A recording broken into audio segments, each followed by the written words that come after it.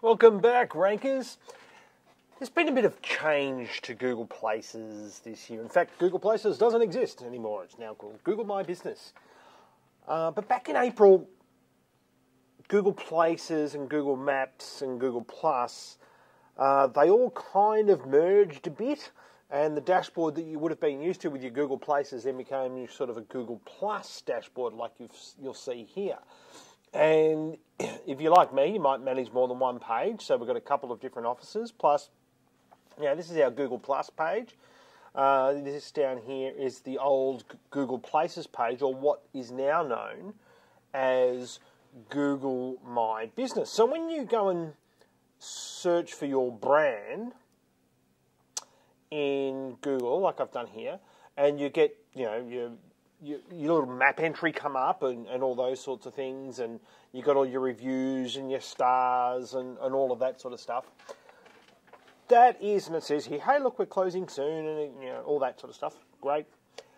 That is the old Google Places, right? That's the stuff that is appearing in Google Maps, and people access it from there. So you click on that, and you go to that, and it says here Google Plus page. Well, that right there, Google's a bit confusing, because it's technically not the Google Plus page. And this is one of the things that annoys me about Google, is that they have a bunch of geeks who are very, very smart, very, very clever, but sometimes they just lack the simplicity and practicality of what businesses need, like when they make a change to their algorithm and it puts someone out of business simply because they didn't know that they didn't comply with Google's quality guidelines or whatever it might be. Anyway, this is our old Google Places page, and you can see here it's got the little verified local business. Now you might say, "Oh, Jim, you've got the placeholder. Ah, you're beautiful, aren't you? Hey, look at that. You haven't changed it." Well, you can't. You see, if you're a Google verified local business, you can't actually change this now. It's broken. If this was my Google Plus page, I can change it. Like, for instance, this is the Google Plus page. And you can see here, we've got our logo there.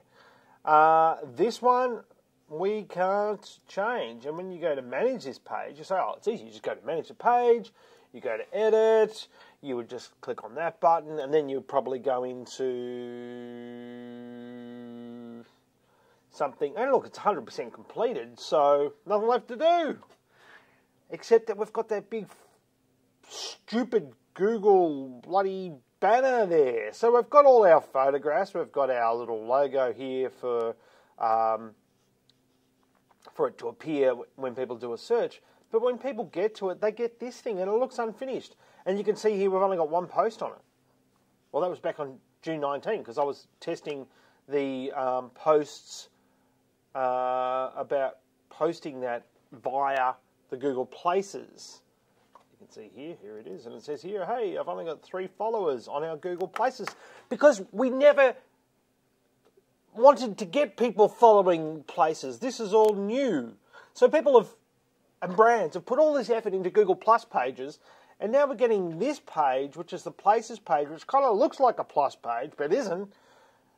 And this is the one that appears in search, not your Google Plus page. So what does all this mean?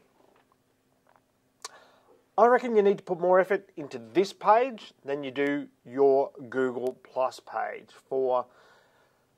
Now, if you're a company, it's confusing yourself, stay with me. If you're a company with multiple brands, like say you're a car manufacturer, there's probably only one of those left in the country, I think now, and you might have a Ford Falcon, a Ford Fairmont, a Ford, whatever it might be. So you might have a different page for each of your brands, which Google encouraged you to do. You can still have those, but none of them are going to appear in search. They're only going to appear in Google Plus. And I believe these Google Plus brand pages are pretty useless now, because you can't, sure, you can update. Like, for instance, on ours, I update on a regular basis, as I've shown you, using Buffer app. And I update our, I'll show you, in fact. If I go to, say, Beers, Blokes and Business, home of Australia's #1 business podcast, incidentally, beersblokesandbusiness.com, and we have a look at this latest post.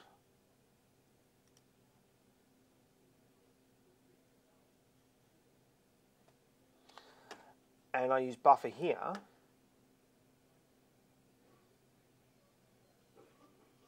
And I can say, okay, post it to the Stuart Media's Twitter account, post it to Stuart, post it to my personal Facebook account, post it to our Google Plus page, and our Google Places or Google My Business local page. I really, really hate Google when they do this stuff. Post to a Stuart Media, blah, blah, blah. So I can't actually put the Places page in here, which is really annoying. So I can't do that yet. I'm sure Buffer are working on that. But I'm not updating to this page. I'm updating to our Google Plus page, which is not that. I'll show you what it looks like.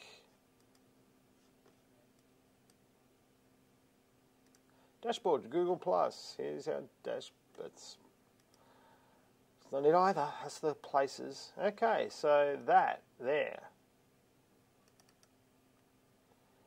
is the Google Plus page. And of course, when you click on it, nothing actually happens.